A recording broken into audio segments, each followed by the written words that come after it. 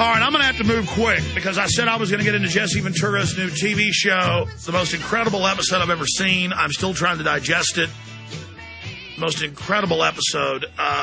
That's coming up. World population reduction, the Malthusian eugenics mindset of the world's ruling elite. Tarpley, as a historian, can back that up as well. Got some clips of that coming up. I said I would do the decade of tyranny in review. We're going to do that. But Webster dropped this bombshell about how in the off-year elections next year and then 2 years out from that, 3 years, yeah, you're going to get exactly a general betray us, not betray us, total globalist neocon built up as this fake hero, along with a Mitt Romney. And remember, they represent the people that staged the big 9/11 attacks. They're going to come in, and there will be such conservative mainline rebellion against Obama and his communist colorations, which are just foundation fronts. You know, Hillary's as communist as I mean, it's a complete joke. And all of this is going on. And yes, you think Obama's bad, it's going to accelerate under the next right-wing person who's not going to be right-wing at all. They're going to be a globalist. Webster, finish up with that.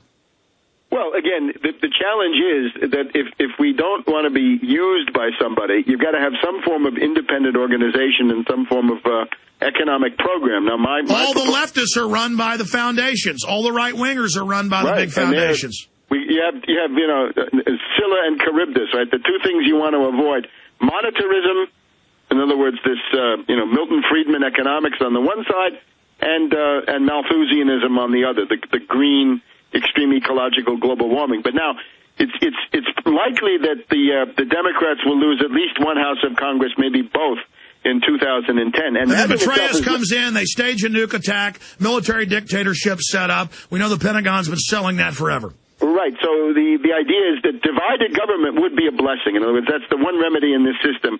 We need gridlock. We need divided government. Let them fight each other to a standstill. But then for 2012, the Republicans, I don't think any of these existing Republicans could be taken seriously. So therefore, I think General Petraeus coming in as a war hero. Now, we've seen that before, right, from George Washington to General Eisenhower. In retrospect, General Eisenhower was a tremendously good president. Look at what he did, the interstate highway system and the National Aeronautics and Space Administration. Think of those. Those are tremendous achievements. With Petraeus, this would be, well, Bonapartism. In other words, government by military. Hitler. Well, no, not Hitler. Von Hindenburg. Well, Hitler was a military. Wait. Not quite. You're not there yet because there's no mass movement yet. It would be growing. The difference would be von Hindenburg. Von Hindenburg is the hero of World War I, more or less, and he becomes the president of the Weimar Republic. And it's under his leadership that you get this extreme austerity.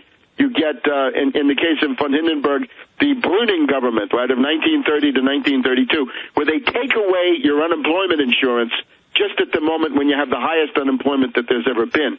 So von Hindenburg, I think, would be what Petraeus would do.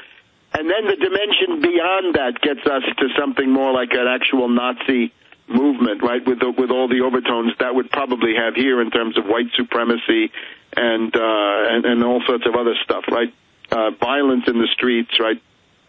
Assault sections, Sturmabteilung. Well, no, I mean, it's just like Petraeus would be able to attack conservatives and libertarians, and they would say, oh, I'm turning my guns in. It's to the general. He's conservative. And it's just like with left cover, Obama could start new wars, cut people's health care, and be praised as a loving commie.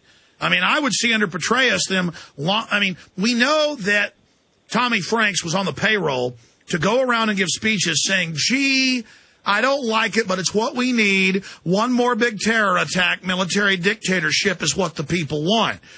So we know that's what they've been selling. And yeah, Petraeus is just an absolute weasel demon. So I think that Petraeus, and then, of course, Mitt Romney, the hedge fund hyena, the asset stripper, the agent of Wall Street, who would take the economic side of it.